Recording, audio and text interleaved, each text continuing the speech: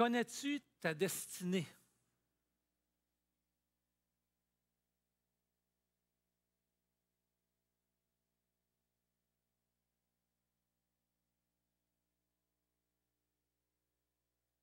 Ce matin, on va sonder la parole de Dieu ensemble. Je vous invite à sortir votre Bible. Si vous n'en avez pas, je suis certain qu'il y en a quelques-unes en arrière et que vous pourrez lever la main si vous voulez. Je ne sais pas si on va en avoir suffisamment, mais nos huissiers vont pouvoir vous prêter une Bible. J'aimerais qu'on puisse lire ensemble le psaume 91. Psaume 91.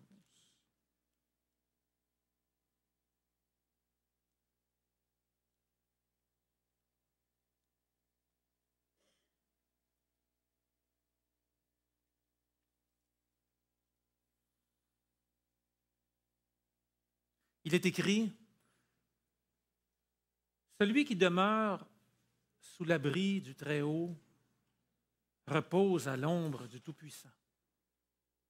Je dis à l'Éternel, mon refuge et ma forteresse, mon Dieu en qui je me confie. Car c'est lui qui te délivre du filet de l'oiseleur, de la peste et de ses ravages. Il te couvrira de ses plumes et tu trouveras un refuge sous ses ailes. Sa fidélité est un bouclier et une cuirasse.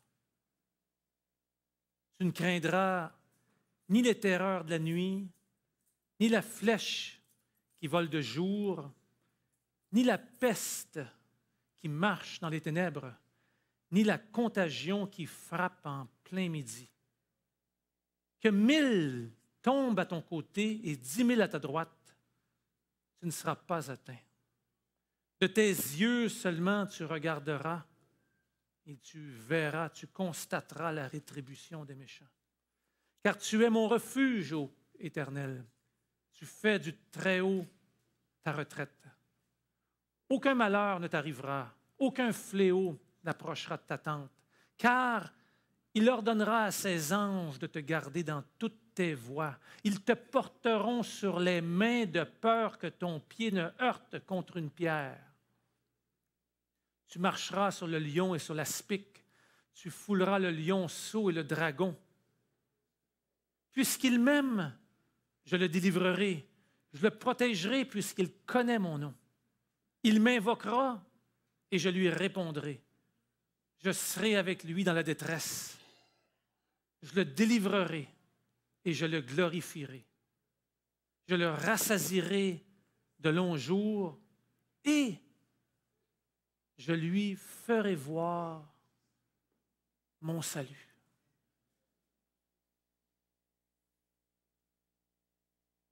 Je lui ferai voir mon salut est la destinée de qui quand on lit le psaume 91? Je vous pose une question.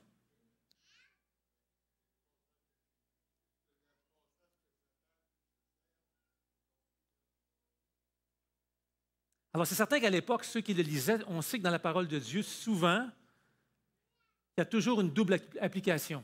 Ça m'a pris plusieurs années pour bien saisir ça, mais c'est comme ça. Les prophéties bibliques sont comme ça.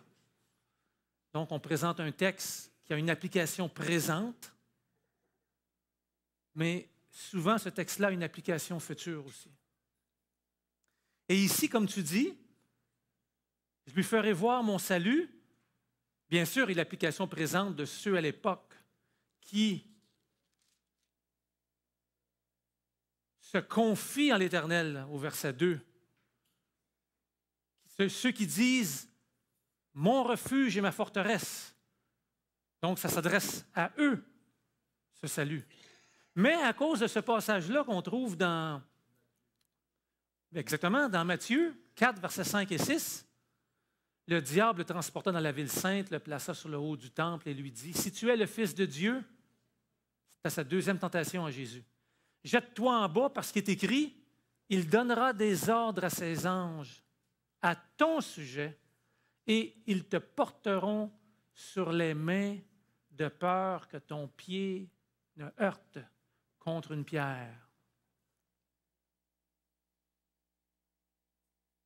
Donc, de qui qu'on parle ici? On parle de Jésus-Christ.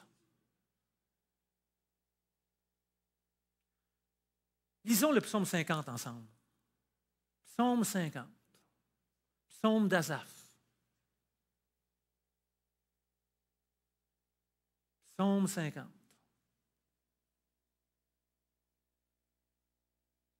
On vient de lire, « Je lui ferai voir mon salut », une promesse faite par anticipation à Jésus-Christ qui connaissait le nom de l'Éternel et qui marchait avec lui. Maintenant, lisons dans le psaume 50, psaume d'Asaph. Dieu, Dieu, l'Éternel parle et convoque la terre, depuis le soleil levant jusqu'au soleil couchant. De Sion, beauté parfaite, Dieu resplendit. Il vient, notre Dieu. Il ne reste pas en silence. Devant lui est un feu dévorant. Autour de lui, une violente tempête. Il crie vers les cieux en haut et vers la terre pour juger son peuple. Rassemblez-moi, mes fidèles, qui ont fait alliance avec moi par le sacrifice. Et les cieux publieront sa justice, car c'est Dieu qui est juge.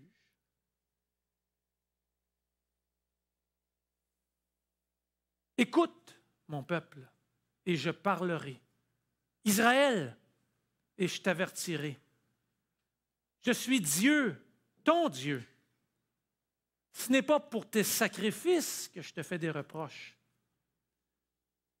Tes holocaustes sont constamment devant moi. Je ne prendrai pas de taureau dans ta maison, ni de bouc dans tes bergeries, car tous les animaux des forêts sont à moi, toutes les bêtes des montagnes par milliers. Je connais tous les oiseaux des montagnes et tout ce qui se meut dans les champs m'appartient. Si j'avais faim, c'est Dieu qui parle, je ne te le dirais pas, car le monde est à moi et tout ce qu'il renferme. Est-ce que je mange la chair des taureaux? Est-ce que je bois le sang des boucs? Offre pour sacrifice à Dieu des actions de grâce et accomplis tes vœux envers le Très-Haut. Invoque-moi au jour de la détresse. Je te délivrerai et tu me glorifieras. Et Dieu dit aux méchants, « Quoi donc? Tu énumères mes lois? Tu as mon alliance à la bouche, toi qui hais les avis, toi qui jettes mes paroles derrière toi. Si tu vois un voleur, tu te plais avec lui et ta part est avec les adultères. Tu livres ta bouche au mal et ta langue est un tissu de tromperie. Tu t'assis et tu parles contre ton frère. Tu diffames le fils de ta mère. Voilà ce que tu as fait. Et je me suis tu. Tu t'as imaginé que je te ressemblais, mais je vais te reprendre et tout mettre sous tes yeux. » Verset 22 du chapitre 50, le psaume 50. « Prenez-y donc garde, vous qui oubliez Dieu, de peur que je ne déchire sans que personne ne délivre. Celui qui offre pour sacrifice des actions de grâce me glorifie. Et à celui qui veille sur sa voie, je ferai voir le salut de Dieu. » De qui parle-t-on ici?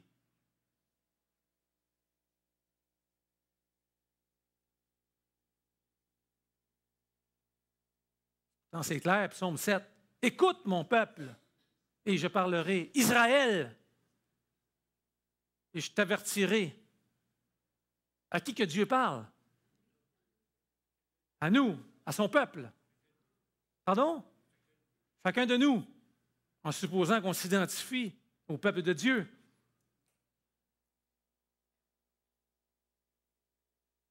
À qui Dieu parle? Il parle à celui qui offre pour sacrifice des actions de grâce. Il parle à celui qui veille sur sa voie.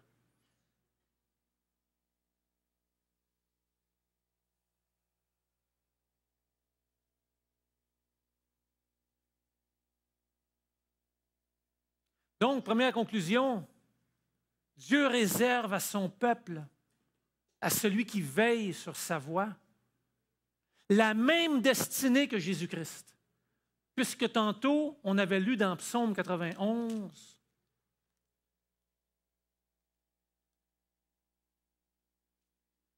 « Je le rassasierai de longs jours et je lui ferai voir mon salut. » Et dans le Psaume 50, « À celui qui veille sur sa voie, je ferai voir le salut de Dieu. »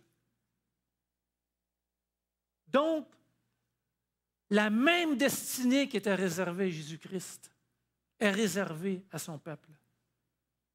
Et on sait que la destinée de Jésus, quand on lit les évangiles,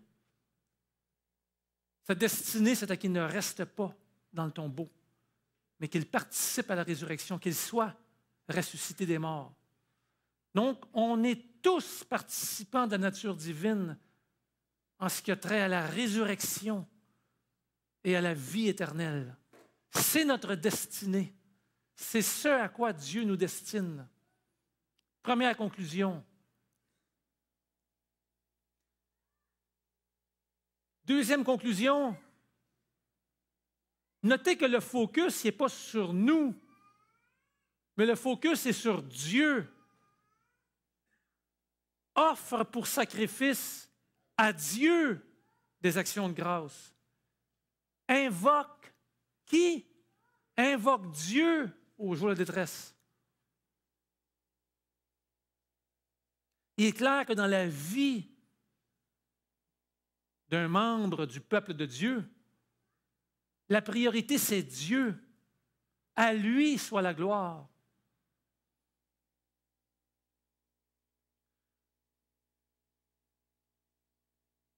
Conclusion numéro 3 aussi.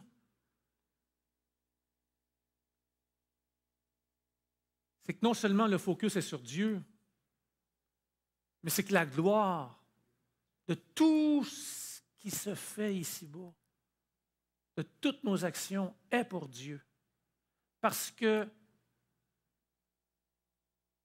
sa délivrance, votre délivrance sera sa glorification. Puis celui qui offre des sacrifices d'action de grâce glorifie Dieu.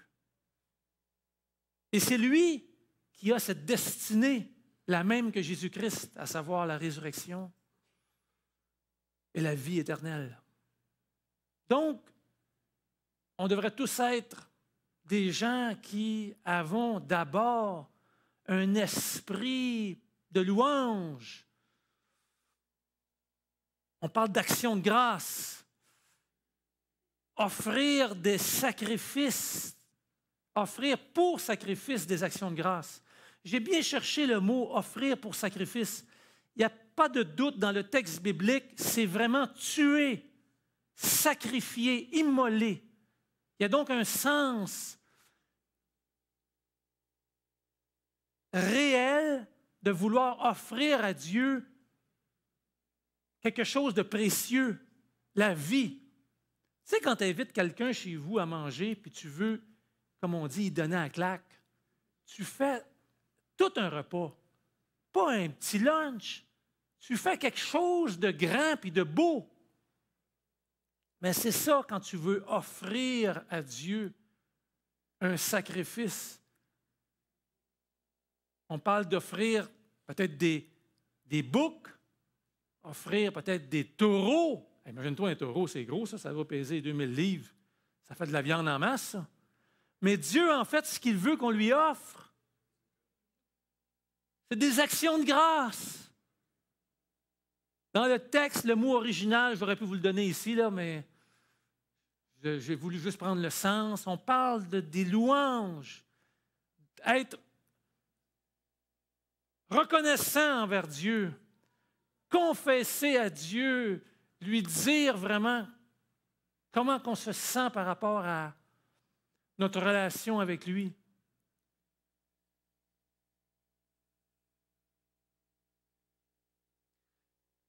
Il y a 3 semaines, je vous avais présenté les symptômes de l'orgueil. Tout à fait très court. Cette semaine, j'aurais aimé ça pouvoir y mettre de la viande autour de chacun des symptômes. Vous allez m'aider pour ça. J'ai besoin de votre aide. Je sais qu'il y a des gens ici qui vont se rappeler de versets. J'ai amené mon crayon, puis je veux que vous m'aidiez à améliorer ce message-là. Donc, je vais prendre des notes par rapport à des versets que je vais trouver pertinents, puis je vais donc les inscrire. Symptômes de l'orgueil. Tout d'abord, j'aimerais les rappeler. Chercher à se faire remarquer. Voyez le contraste avec la gloire est à Dieu. Tout est à Dieu. Puis, chercher à se faire remarquer. Avoir un besoin constant d'attention. Rechercher souvent les compliments. Vouloir être important. Détester la soumission. Répugner à admettre ses torts. Avoir des opinions très catégoriques. Avoir tendance à imposer sa manière de faire. Aimer contrôler, diriger les autres. Toujours mettre en évidence ses droits. Refuser les conseils. Être critique envers les autres, mais pas envers soi-même. Être hyper sensible, hyper susceptible. Être autosatisfait, penser avoir des qualités qu'on n'a pas. J'ai encore amené 50 copies. Ceux qui en ont déjà eu, vous les avez? Ceux qui en veulent une, je t'en réserve une tantôt, une autre pour toi. On ne veut pas toutes vos mains, là. J'en ai 50. La semaine passée, j'ai distribué 50. Il y en a une bonne gang, il y en avait un paquet en arrière. Je veux croire que vous soyez sages tantôt à la sortie pour que tout le monde court après moi. Symptômes de l'orgueil. Vous reconnaissez, ça c'est un selfie qui avait été pris par la présidente du Danemark avec Cameron, le premier ministre de la Grande-Bretagne, puis le président des États-Unis. Ça avait lieu à Johannesburg lors du service mémorial en l'honneur de la mort de Nelson Mandela en décembre 2013.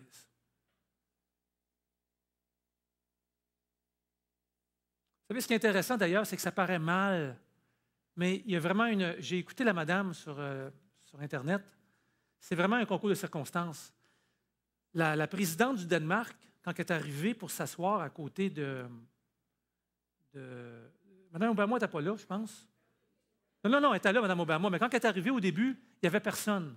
Elle arrive, elle s'assoit, puis il y a toute l'assemblée, puis il n'y a personne autour d'elle. Puis elle ne sait pas qui va être assis à côté d'elle. Finalement, à un moment donné, elle est assise, puis il y a 2 bancs à côté, puis c'est le président américain qui est assis à côté d'elle. Elle est contente, tu sais.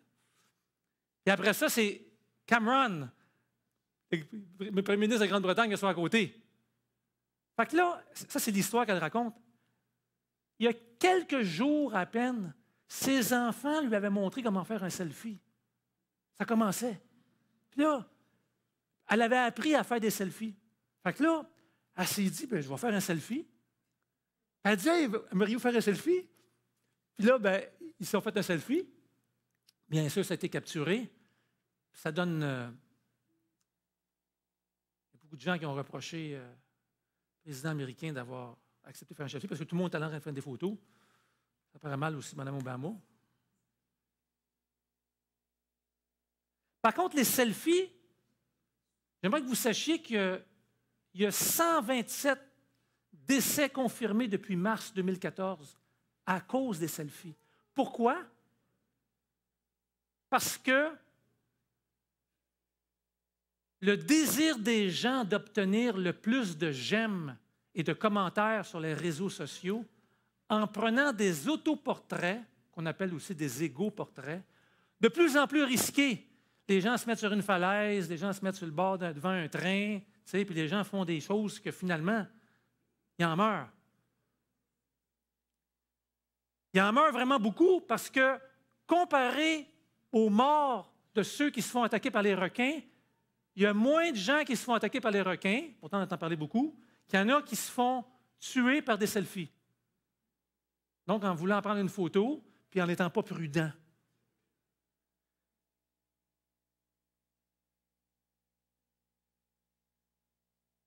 Cherchez à se faire remarquer.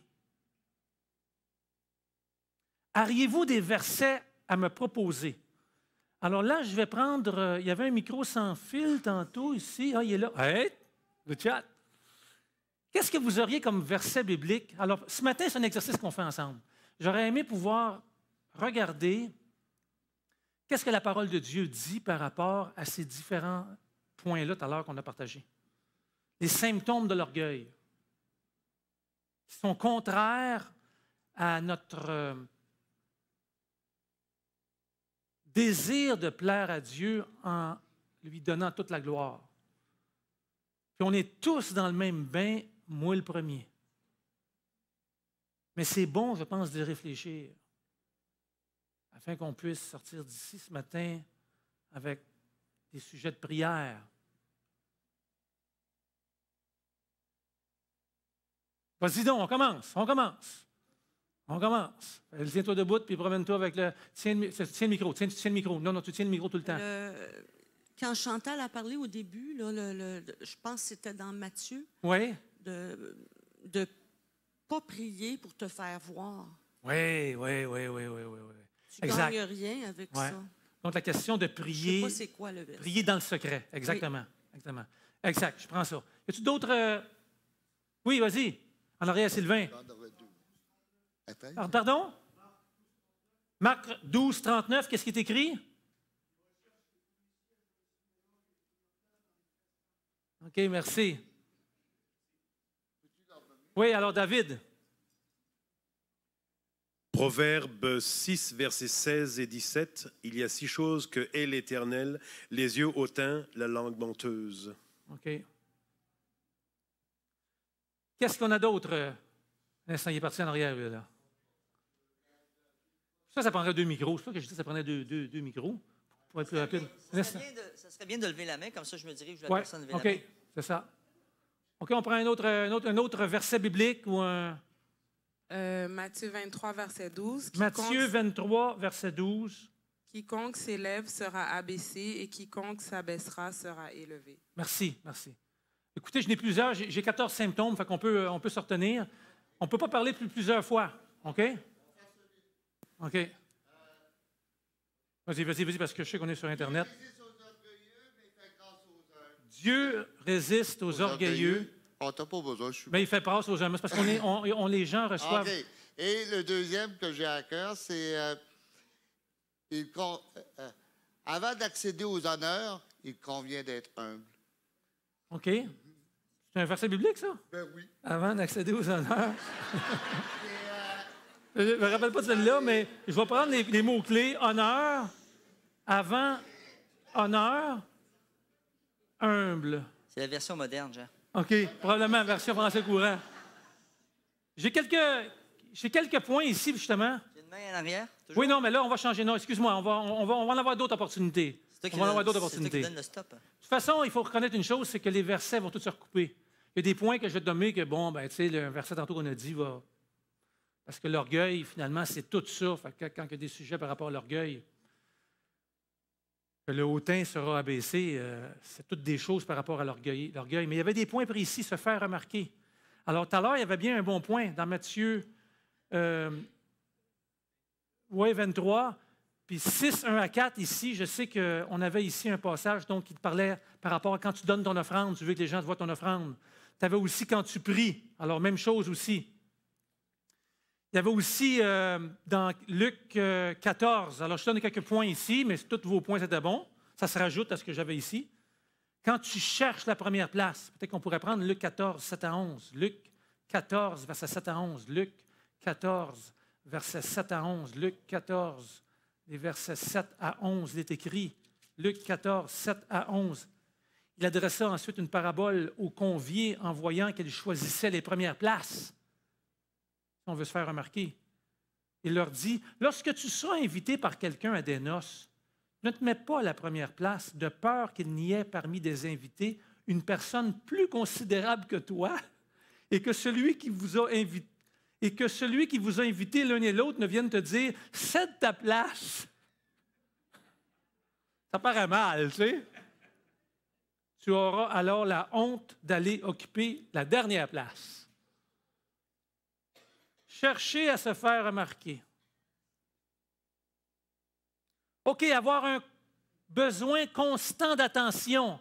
Est-ce qu'il y a des choses qui vous viennent à l'esprit par rapport à la parole de Dieu? Il est possible que vous n'avez rien. Dites pas des textes que vous n'avez pas, là. Mais si vous avez un texte, dites, ben oui, il y a ce passage-là, ou il y a cette histoire-là. Cherchez constamment à avoir de l'attention.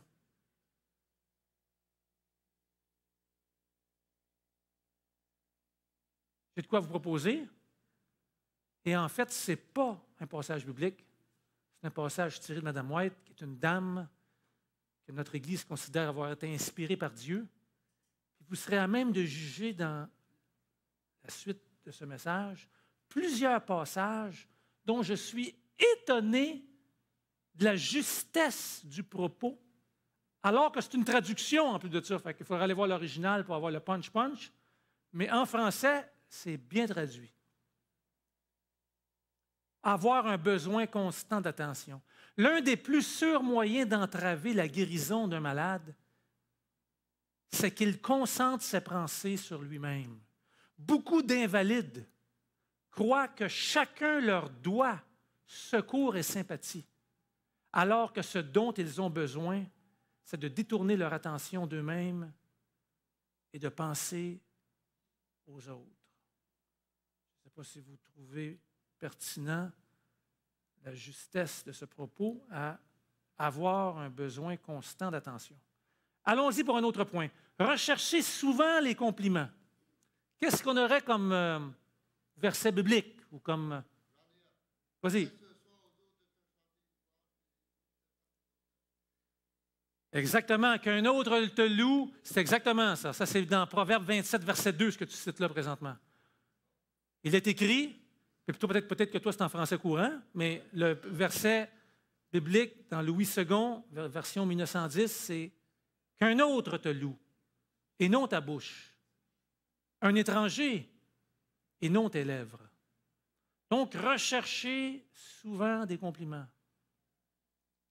Vouloir est important. Vouloir être important. Est-ce qu'il y a des versets bibliques qui viennent à l'esprit? Vouloir être important. Vas-y donc, Thierry. Micro, vas-y fort, je vais répéter.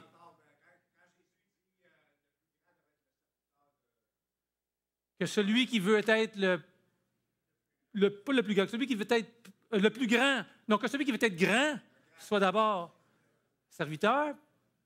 Intéressant, qu'est-ce que tu dis là d'ailleurs? Non, mais j'ai dit ça, c'est intéressant. Jésus, il dit que celui qui veut être grand soit d'abord serviteur. Que celui qui va être le premier soit l'esclave, soit votre esclave. Exact. Vouloir être important. Alors que Jésus nous enseigne les valeurs de son royaume, comme quoi que si tu veux être grand, il faut que tu sois serviteur, puis si tu veux être le premier, il faut que tu sois esclave. Plus tu veux être haut, plus il faut que tu sois bas. En fait, plus que tu veux être haut aux yeux de Dieu, plus que tu dois être bas, entre guillemets, aux yeux des hommes, même si beaucoup de gens vont apprécier la noblesse du caractère de quelqu'un qui pratique une telle humilité. Oui, vouloir est important. Est-ce qu'il y a d'autres choses? Vas-y donc. Oui, voilà. Alors Lucifer, lui, il ne voulait pas se contenter, il voulait s'asseoir à la place de Dieu. Il voulait s'élever. On trouve ça dans Ésaïe ou Ézéchiel. Ézéchiel 28, verset 17. Ézéchiel 28, verset 17. Prends ça en note. Ézéchiel 28, verset 17. Par rapport. Yes. Ah! Bonne shot. Good, good, good. C'est la mère de Jacques et Jean, je pense. Oui. Oui, d'accord, mais c'est la mère de... OK, c'est la mère de quoi? De Jacques et Jean, hein? Jacques et Jean. Exact. Good. OK, on va continuer. Vouloir être important. Dans Matthieu 1, 23, versets 1 à 7, quand Jésus dit faites tout ce qu'ils disent, mais n'agissez pas comme eux, juste rapidement pour voir les textes qui sont par rapport à être importants ici. Matthieu 23, 1 à 7. Ils font toutes leurs actions pour être vus des hommes. Ils portent de larges phylactères. Ils ont de longues franges à leurs vêtements. Ils aiment la première place dans les festins et les premiers sièges dans les synagogues. Ils aiment à être salués dans les places publiques. Ils aiment à être appelés par les hommes Rabbi, Rabbi. Quiconque veut être grand, quiconque veut être le premier, on l'a dit tantôt. Et puis, intéressant aussi par rapport à un verset du Nouveau Testament qui est cité de l'Ancien Testament, quiconque s'élève sera abaissé. Alors donc, on le retrouve dans... Ce n'est pas quelque chose qui est nouveau à Jésus-Christ, c'est quelque chose qui date de l'Ancien Testament. Vouloir être important aussi, j'ai trouvé vraiment un paradoxe avec Jésus, qui, ayant paru comme un simple homme, s'est dépouillé et humilié lui-même. Donc, un contraste, alors qu'on sait que Jésus était semblable à Dieu, mais finalement a accepté d'être perçu comme pas important. Matthieu 9, 35, alors il s'assit, appela les 12 et leur dit, si quelqu'un veut, c'est la même affaire que l'autre parce que j'ai trouvé différent, si quelqu'un veut être le premier, il sera le dernier. Alors là, ce n'est pas juste si tu veux, c'est que si tu essayes, c'est ça qui va arriver pour toi. Tu vas être le dernier de tous, puis le serviteur de tous. Tout à l'heure, on l'avait dit, avant la ruine, le cœur de l'homme s'élève, mais l'humilité précède la gloire. Autre point, détester la soumission. Détester la soumission.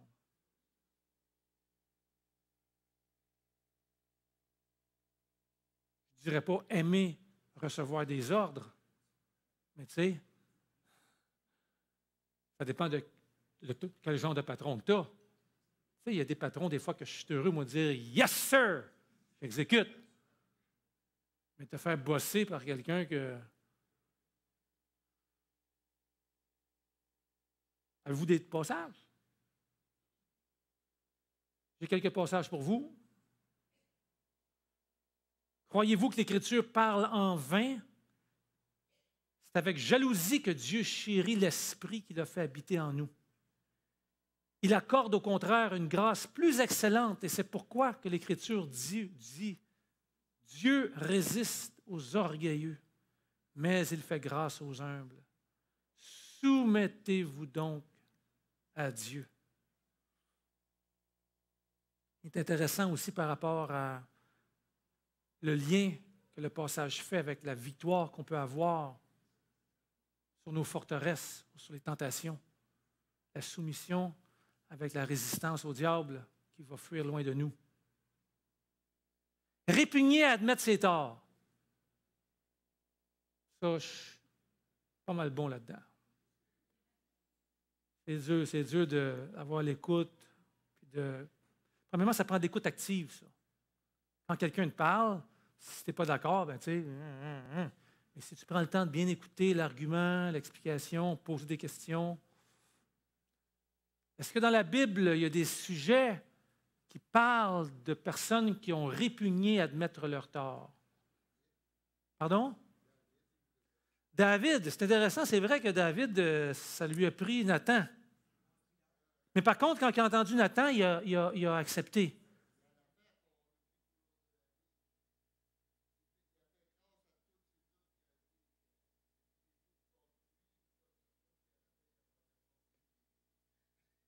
Ouais, comment dit, il était. Je ne sais pas si c'était par rapport à notre des torts, qu'est-ce que tu viens de dire là. C'est pas le sujet, je pense, non. Pas le même point, là. Pharaon devant Moïse. Intéressant. Alors, tu vois, c'est évident que je n'essaie pas de mettre des boîtes dans des choses qui ne devraient peut-être pas avoir de boîte. L'orgueil, c'est l'orgueil. Plusieurs manifestations. Pharaon devant Moïse, c'est clair que Pharaon était orgueilleux. Est-ce qu'il y avait des torts? Je ne sais pas dans quel des torts qu'il y avait, mais ce que je sais, c'est qu'il a résisté à Dieu. D'ailleurs, en passant, j'ouvre une parenthèse que pour moi, c'est toujours clair dans ma tête que quand que la parole de Dieu dit que Dieu endurcit le cœur de Pharaon, c'est clair que ce n'est pas la volonté de Dieu de l'endurcir. Mais c'est que tu envoies un premier fléau, puis il résiste. Mais qui a envoyé le fléau? C'est Dieu.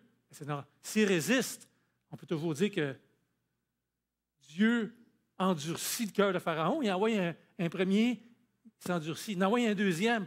Il en envoie 7 comme ça. Il en envoie 7 fléaux, dont le dernier, tous les premiers-nés meurent, dont son petit-fils, son premier fils. Là, il dit, OK, allez-vous-en, sacrez votre camp. Puis là, après ça, il change d'idée. Il dit, non, il dit, je vais aller les chercher. Wow. Ça, c'était pour dire quoi? Là? Je me suis éloigné par rapport à dire que endurcir le cœur de Pharaon, hein, par rapport à ça. Excusez-moi. On revient. Répugné à admettre ses torts. Je vais passer quelques petits points ici. Je pense qu'on est conscient, c'est tort. Tu sais, c'est tort. On aime des fois pas dire le mot péché, mais des fois, nos torts peuvent être des péchés. Ça peut être des maladresses, mais ça peut être aussi des choses que Dieu sanctionne, que Dieu n'approuve pas. Celui qui cache ses transgressions ne prospère point. Mais celui qui les avoue et les délaisse obtient miséricorde. On a un verset équivalent dans 1 Jean 1, 8. Si nous disons qu'on n'a pas de tort, on se séduit soi-même que la vérité n'est pas en nous. Parce qu'on sait bien que quand il y a un problème, que 2 personnes sont fâchées, c'est jamais tout noir et tout blanc. Hein? C'est vrai. C'est jamais tout noir et tout blanc.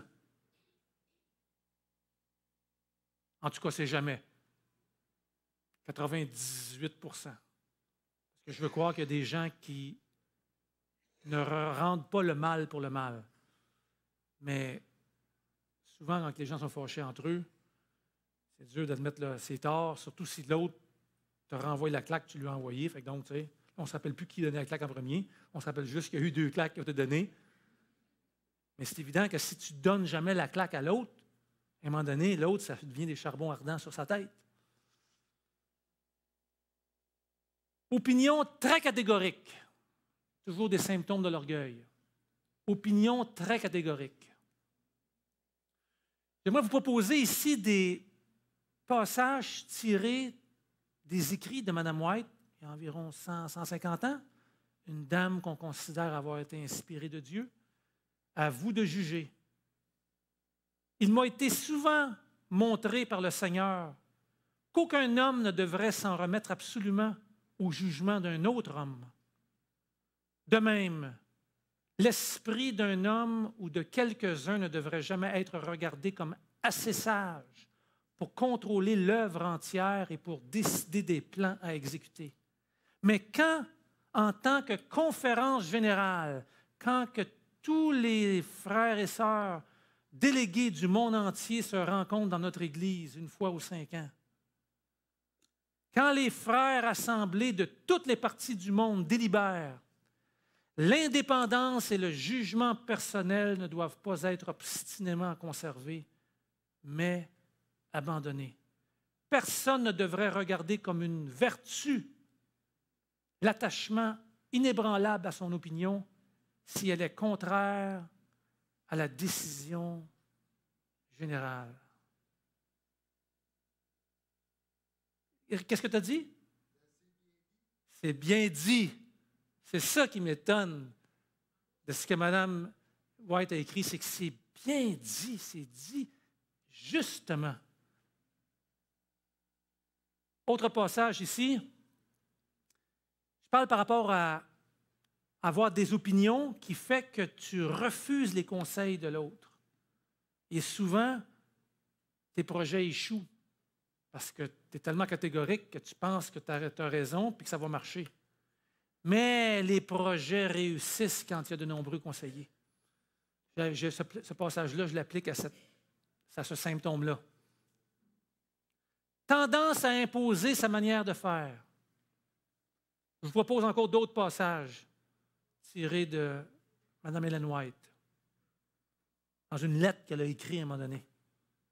La lutte pour obtenir la préséance témoigne d'un état d'esprit qui, s'il est cultivé, fermera la porte de Dieu à ceux qui persistent dans cette voie. Ça ressemble à avant. Toutes les choses se recoupent. Mais bon, c'est ici que je présente ce passage-là. La paix du Christ ne saurait régner dans l'esprit et le cœur d'un ouvrier qui critique et dénigre ses collègues simplement parce qu'il n'emploie pas les méthodes qu'il croit bonnes. Ça me parle.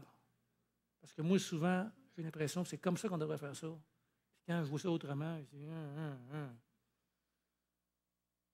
Ou parce qu'il trouve qu'il n'est pas apprécié à sa juste valeur. Mais ce n'est pas le sujet ici.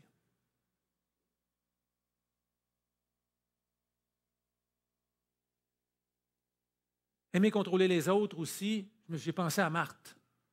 Marthe qui dit à Jésus, « Hey, écoute, elle veut bosser sa sœur. M'en dis donc de venir m'aider. »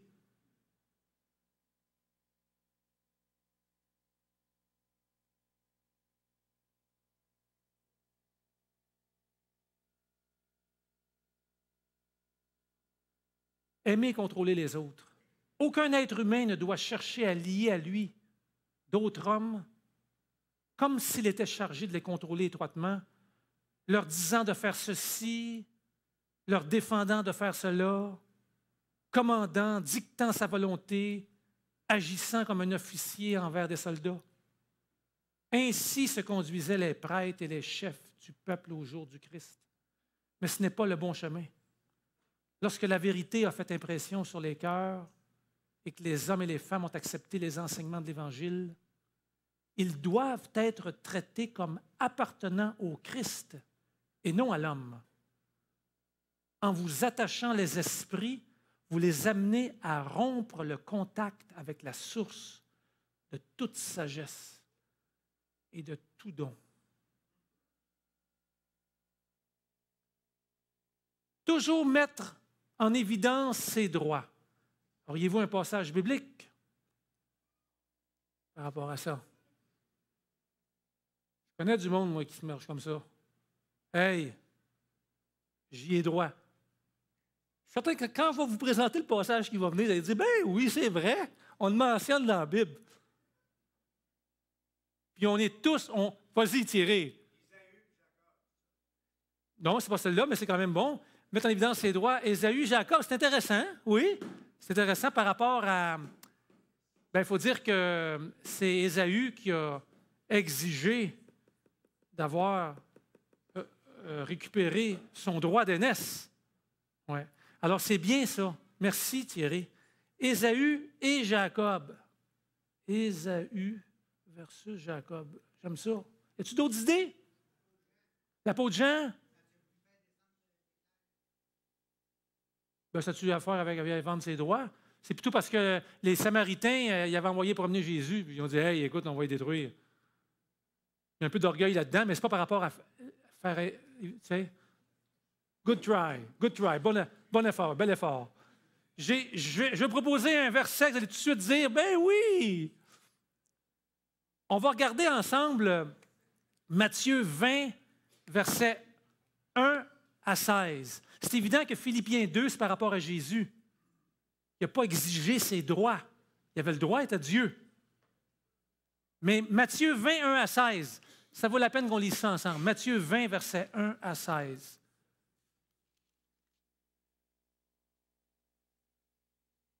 Ça, là, c'est le feeling de... C'est quelqu'un récemment qui m'a dit ça. Qui que j'ai entendu ça? Je vous le dirai après pour que le punch, on garde le punch. Matthieu 20, « Car le royaume des cieux est semblable à un maître de maison qui sortit dès le matin afin de louer, d'embaucher des ouvriers pour sa vigne. Il convint avec eux d'1 denier par jour, puis les envoya à sa vigne. Il sortit à la 3e heure, il en vit d'autres qui étaient là sans rien faire. Il leur dit, « Venez à ma vigne, puis je vous donnerai ce qui est raisonnable. » Ils y vont. De nouveau, verset 5, il sortit à la 6e heure, puis à la 9e heure, il fit de même. Puis à la 11e heure, on sait qu'en général, il y a 12 heures par jour. Donc, en général, tu travailles 12 heures qu'il fait clair. Il y en a déjà qui travaillaient déjà depuis 1 heure du matin, bien depuis 1 heure, depuis qu'il fait clair le matin. Alors qu'il y en a d'autres qui commencent à travailler à 5 heures l'après-midi. On va y chercher à la 11e heure, en supposant qu'il fait clair de 6 heures le matin à 6 heures du soir. Fait que lui, on va le chercher à 5 heures, puis on le trouve, puis on dit, qu'est-ce que tu fais là? Pourquoi tenez-vous ici toute la journée sans rien faire? Puis il dit, il n'y a personne qui est venu nous louer. Venez à ma vigne. Puis le soir venu, le maître de la vigne dit à son intendant, appelle les ouvriers, paie-leur le salaire en allant des derniers aux premiers. Ceux de la 11e heure vinrent et reçurent chacun 1 denier. Mais tantôt, on avait promis, verset 2, il convint avec eux d'1 denier par jour. Donc, les premiers vinrent ensuite, verset 10, croyant recevoir davantage. Tu sais, hey, écoute, j'ai le droit d'avoir plus. J'ai le droit, tu penses que tu as le droit. Ils reçurent chacun 1 denier. Ils murmuraient contre le maître, verset 12. Ces derniers n'ont travaillé qu'1 heure et tu les traites à l'égal de nous, qui avons supporté la fatigue du jour et la chaleur. Il répondit à l'un d'eux, mon ami, je ne te fais pas de tort. On n'avait-tu pas convenu que je te payais 1 denier? Vouloir se comparer par rapport aux autres, c'est ça qui est le point. Récemment, je ne sais pas qu'est-ce que j'avais entendu, quelqu'un qui avait dit que tout allait bien jusqu'au jour où j'ai su combien que quelqu'un travaillait, gagnait. Là, bingo, on se dit, pas juste, c'est pas juste. Bien sûr, ça pourrait ne pas être juste, mais de vouloir toujours mettre en évidence ses droits, je ne sais pas si c'est vraiment le caractère de Christ. Refuser les conseils. Je vais accélérer maintenant. Refuser les conseils. On a plusieurs passages par rapport à ça. On peut en prendre un dans Proverbe 12, verset 15. Proverbe 12, verset 15, il est écrit. Proverbe 12 et le verset 15. La voix de l'insensé est droite à ses yeux, mais celui qui écoute les conseils est sage. Bien sûr, tantôt, les projets échouent, faute d'une assemblée qui délibère, ça pourrait s'appliquer également ici. Être critique envers les autres et pas envers soi-même. Ça, je sais que c'est le problème de nous tous. On a tous des commentaires à faire sur les autres. Moi, le premier. Je te demande pardon, Seigneur. Je sais que je ne suis pas tout seul, mais on doit le reconnaître. Parce que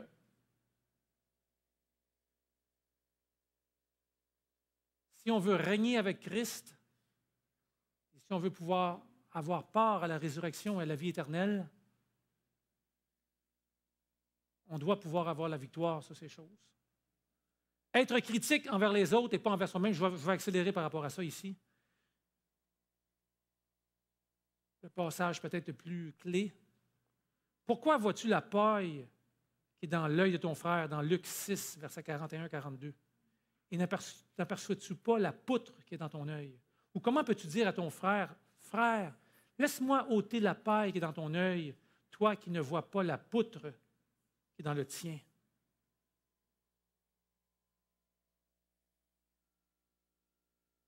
J'aime bien plusieurs citations ici que je vais lire rapidement en rafale.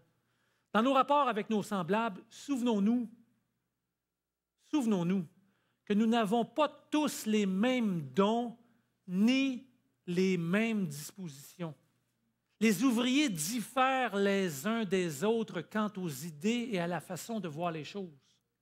Mais c'est la convergence des talents variés qui contribue au succès de notre œuvre. Souvenons-nous que certains peuvent remplir telle fonction mieux que d'autres. Cependant, l'ouvrier qui a le doigté et les compétences requises dans un domaine particulier ne devrait pas dénigrer les autres parce qu'il n'arrive pas à faire ce qu'il fait, lui, naturellement et sans effort? N'y a-t-il pas d'autres domaines où ses collègues se montrent nettement plus qualifiés que lui? C'est là qu'est le punch. Des fois, on critique, mais si on regarde l'ensemble, c'est l'ensemble qui fait que on a tous un apport à faire, puis parfois, malheureusement, on a cette attitude. Ils sont nombreux ceux qui trouvent un plaisir tout particulier à parler des fautes réelles ou imaginaires, des frères qui portent de lourdes responsabilités dans l'œuvre. Ils perdent de vue le bien accompli, les heureux résultats de durs travaux. Ils perdent de vue l'attachement sans défaillance à la cause pour s'arrêter à quelques prétendues erreurs ou aux conséquences qu'ont eues certaines décisions. Ils s'imaginent qu'eux-mêmes auraient fait beaucoup mieux. En réalité, s'ils avaient été chargés de ce travail, ou bien ils auraient refusé de s'en occuper, ou bien ils auraient fait plus de mal que ceux qui critiquent.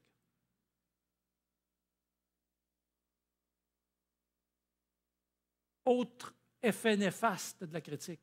Un regard, une parole, une simple intonation de la voix peuvent être lourds de conséquences fâcheuses et s'enfoncer dans le cœur comme une flèche empoisonnée faisant un mal incurable.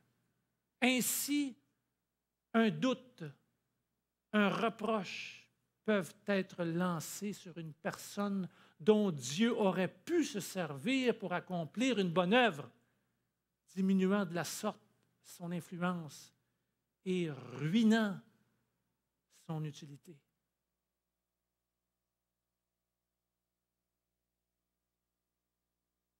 Chez certaines espèces d'animaux, si l'un d'eux tombe blessé, à l'instant même, ses compagnons se précipitent sur lui pour le mettre en pièces. De même, il y a des hommes et des femmes se disant chrétiens qui se laissent aller à de telles cruautés, faisant preuve d'un zèle pharisaïque pour jeter la pierre à des gens moins coupables qu'eux. D'autres s'efforcent de faire remarquer les fautes et les défaillances de leurs semblables pour mieux détourner l'attention de leur propre faiblesse ou pour montrer leur zèle à l'égard de Dieu. J'achève, les amis. Être hypersensible, c'est soupçonner.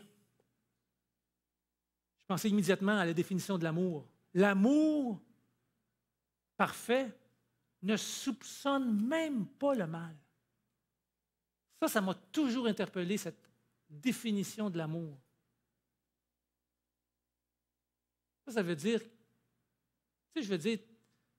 fonctionnes-tu comme Sherlock Holmes, cherchant à comprendre les motivations, mettre les faits, ou si en toute simplicité, tu ne soupçonnes pas le mal?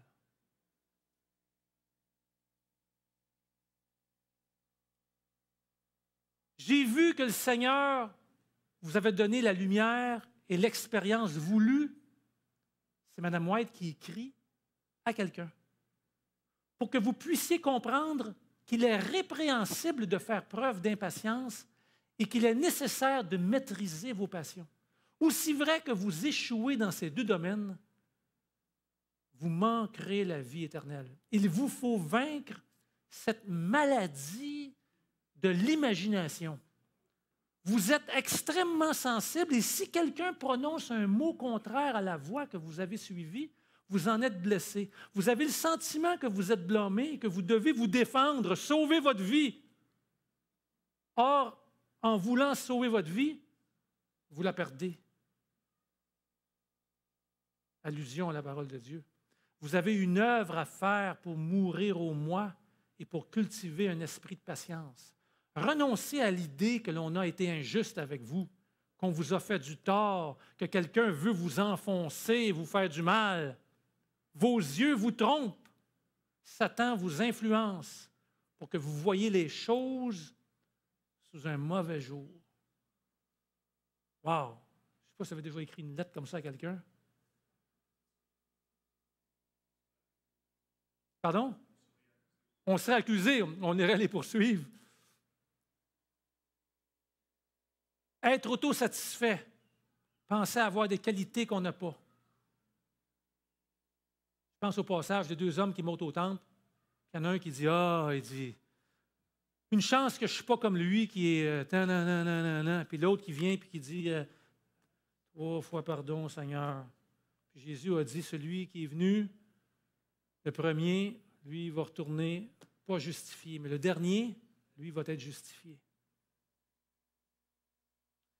Il y a un dernier commentaire de Paul dans sa lettre aux Corinthiens qui dit « Nous n'osons pas nous égaler ou nous comparer à quelques-uns de ceux qui se recommandent eux-mêmes, mais en se mesurant à leur propre mesure et en se comparant à eux-mêmes, ils manquent d'intelligence. » Connais-tu ta destinée, les amis? Connaissez-vous votre destinée? Tout à l'heure, je vous avais partagé le fait que Dieu réserve à celui qui veille sur sa voie.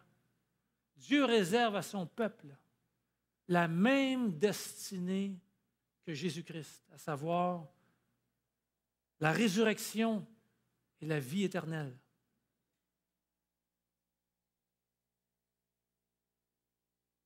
Dieu nous invite à ce que le focus soit sur Dieu, pas sur nous.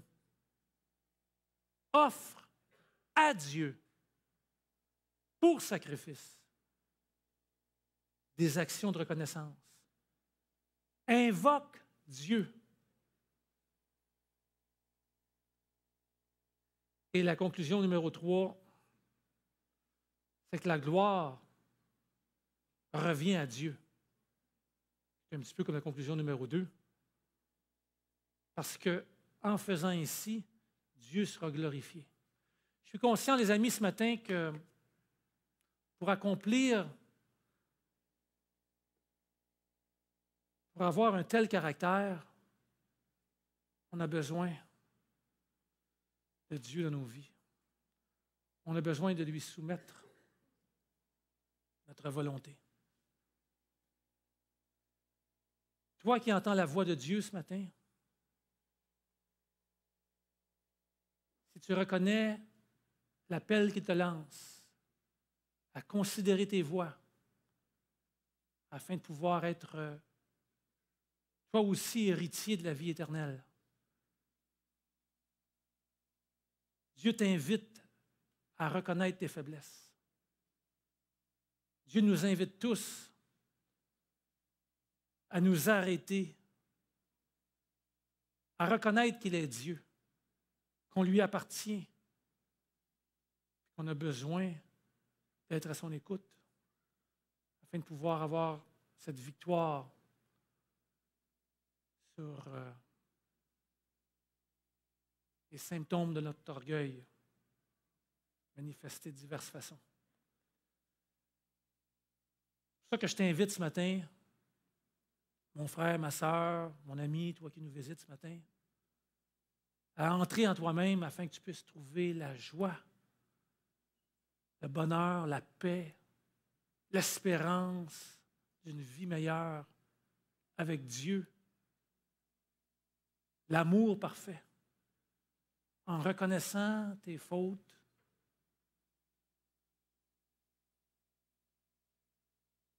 et en lui donnant ton cœur. Si parmi vous ce matin, il y en a qui aimeraient sortir d'ici avec le désir de marcher dans les voies, de faire attention afin qu'on puisse marcher dans ces voies avec l'aide de Dieu, je t'invite à te lever, que que je puisse prier avec toi. Bon Père, tu vois présentement ce geste d'engagement, à vouloir reconnaître ma faute. Ce matin, on a pu mettre le doigt sur certains bobos qui nous habitent. Et je te prie de opérer en nous transplantation cardiaque, de mettre en nous un cœur nouveau, un esprit nouveau, d'écrire sur la table de nos cœurs tes lois, afin qu'on puisse être conscient de notre faiblesse et par ta grâce, constamment nos yeux fixés sur toi, qu'on puisse être tes ambassadeurs, te donner gloire, reconnaître que tu nous délivreras au jour de la détresse. Et qu'on puisse, dans l'attente patiente de ton intervention divine dans nos vies, qu'on puisse tous être le sel de la terre, la lumière du monde, jusqu'à ce que tu viennes. Et nous t'avons prié au nom de Jésus-Christ. Ainsi soit-il. Amen.